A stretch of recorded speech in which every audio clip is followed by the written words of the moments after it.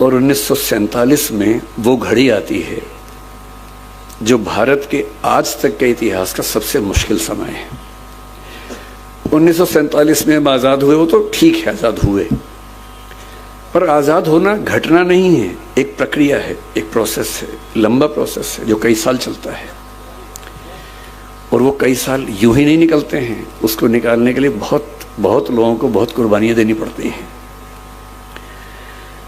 अंग्रेज 1942-43 से ही भड़काने में लगे हैं कि रियासतों के राजाओं की मर्जी है कि भारत का हिस्सा बनना चाहें, पाकिस्तान का हिस्सा बनना चाहें या आज़ाद रहना चाहें।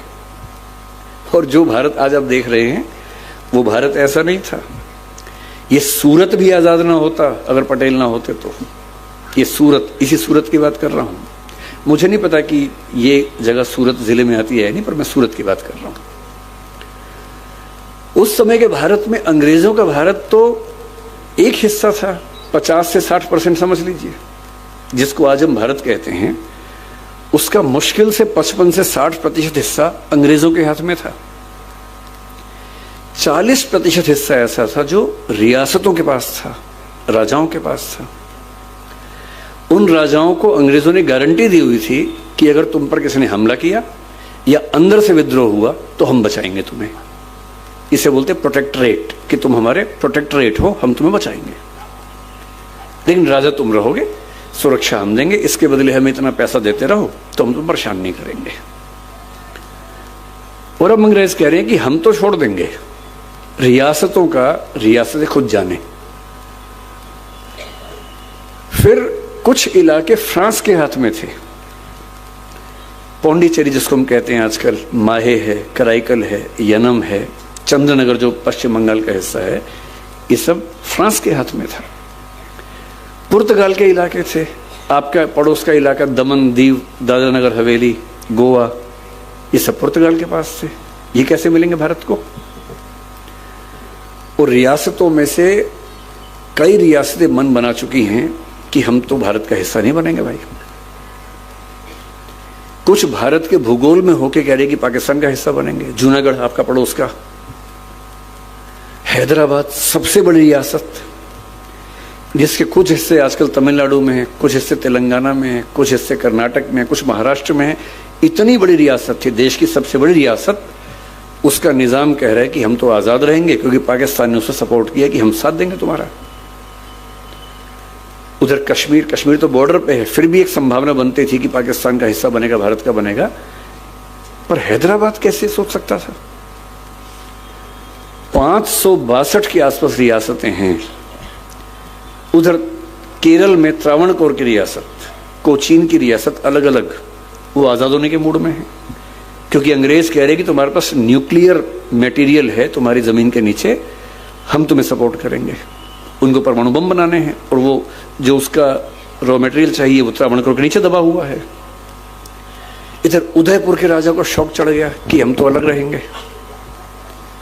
जितने राजा उतने शौक। उन सबको मनाना है। नेहरू जी और पटेल जी की तुलना मैं करने से बचता हूं, लेकिन नेहरू जी के आदर्श बड़े सुंदर हैं, पर यथार्थ की जमीन पर कैसे मैनेज करना है उस मामले में पटेल का कोई मुकाबला नहीं था, कोई मुकाबला नहीं था। और महात्मा गांधी ने खुद कहा है कि यह काम इस देश में एक ही इंसान कर सकता था और वो थे सरदार वल्लभ भाई पटेल, कोई और कर नहीं सकता था। और इसलिए 1947 में एक मंत्रालय बनाया गया जिसको स्टेट, मतलब रियासती मंत्रालय हिंदी में बोल देते हैं। वो एक एडिशनल मिनिस्ट्री दी गई पटेल को।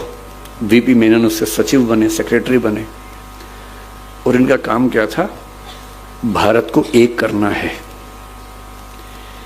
जो 19वीं सेंचुरी में इटली में मैजनी, गैरिबाल्डी और कैवूर ने किया था, जो 19वीं सेंचुरी के अंतिम हिस्से में बिस्मार्क ने जर्मनी में किया, जर्मन भाषी लोगों को थोड़ा डेनमार्क से लिया, थोड़ा अलग से लिया, थोड़ा प्रशा से बात करके लिया और किसी तरह से जर्मनी को बना दिया जर्मनी। ठीक वैसा ही जो 1776 के आसपास जॉर्ज वॉशिंगटन ने अमेरिका के 13 राज्यों को मिलाकर अमेरिका बनाया था। और जब 1861 में अमेरिका के 7 राज्यों ने छोड़ के नया देश बना लिया और अब्राहम लिंकन ने युद्ध लड़के उन 7 राज्यों को वापस अमेरिका का हिस्सा बना के अमेरिका को एक रखने की हिम्मत दिखाई थी। अब भारत के सामने कुछ कुछ वैसी ही ऐतिहासिक चुनौती थी कि यह देश एक बन पाएगा या नहीं बन पाएगा। मैं कल्पना करता हूं कि अगर पटेल ना होते उस समय और मुझे दिल्ली से यहां आना होता तो वीजा लेके आना पड़ता, सूरत का वीजा। और यदि कार से आता तो बीच में 5 वीजा और लगवाने पड़ते। भोपाल का अलग वीजा लगता, सूरत का अलग वीजा लगता, हैदराबाद जाऊं तो वहां का वीजा अलग। इन सब देशों के पास अपनी अपनी सेनाएं होती, पुलिस नहीं सेनाएं, सबकी अपनी अपनी करेंसी होती। और युद्ध भारत पाकिस्तान में नहीं होता, भारत और भोपाल में हो रहा होता। भारत और हैदराबाद में युद्ध हो गया और सूरत भारत के साथ है, ऐसी खबरें सुन रहे होते हम लोग। मेरे पास भारत का पासपोर्ट होता, आपके पास सूरत का पासपोर्ट होता। अगर वो नौबत नहीं आई है और आप कश्मीर से कन्याकुमारी बेधड़क घूम सकते हैं, तो इसके लिए जो प्रैक्टिकल विजडम थी ना कि कैसे मनाना है, प्यार से मनाना है, चाबुक भी रखना है साथ में, लेकिन मनाना प्यार से है। अलग अलग राजा को अलग अलग प्रपोजल देके, प्रलोभन देके, डॉक्यूमेंट अलग अलग बना के जोड़ना है। बड़े राजाओं को ये ना लगे कि छोटे राजा के बराबर कैसे मान लिया हमें, तो उनको संविधान में प्रमुख पद राज्य प्रमुख का अलग से बना के देना है, वो सब करना है।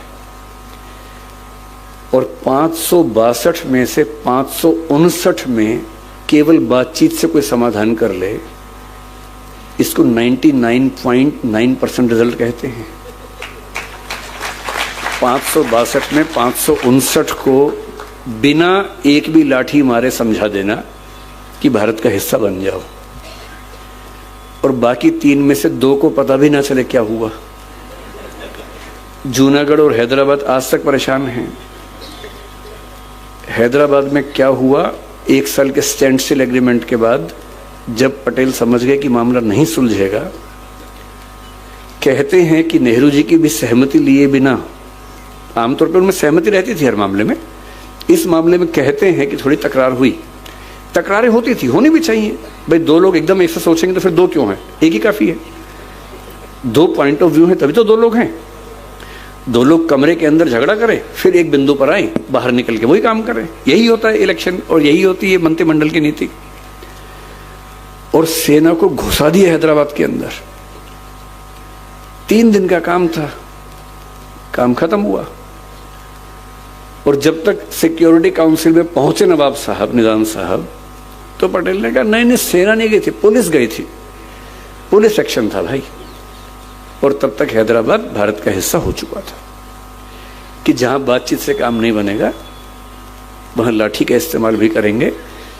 लेकिन देश को एक करने का उद्देश्य छोटी मोटी नीतियों से कि हिंसा अहिंसा, ये सेकेंडरी बात है। पहली बात है कि देश एक है तो हम हैं, वरना तो सब बेमानी बातें हैं। जिस लक्षद्वीप में प्रधानमंत्री कुछ दिन पहले गए और जिसको लेके मालदीव्स बहुत परेशान हो गया, आपको आश्चर्य होगा कि वो आज भारत में क्यों है। इसकी अकेली वजह है कि सरदार पटेल को ध्यान आ गया कि पाकिस्तान की नीयत खराब हो सकती है। उस समय तो लक्षद्वीप, क्योंकि वहां ट्राइबल लोग रहते हैं, उनको न भारत पता था न पाकिस्तान पता था। बस ये था कि वो जिस लोकेशन पे है, उस लोकेशन पे अगर पाकिस्तान होता तो भारत के लिए खतरा हमेशा बन जाता। और उसके पास तर्क था कि भाई लक्षद्वीप के 90% से ऊपर लोग, बल्कि 99 के आसपास मुसलमान लोग हैं, तो हमारा होना चाहिए। सरदार पटेल ने भांप लिया कि इनके दिमाग में क्या चल रहा होगा। तुरंत नौसेना को आदेश दिया कि जाके कब्जा करो। सेना गई, तिरंगा झंडा गाड़ा और दूर देखा पाकिस्तान के जहाज आ रहे थे, पर तिरंगा देख के लौट गए। लक्षद्वीप भारत में सिर्फ इसलिए है कि सरदार पटेल को समय रहते ध्यान आ गया था और आदेश देके सेना को भेज दिया था।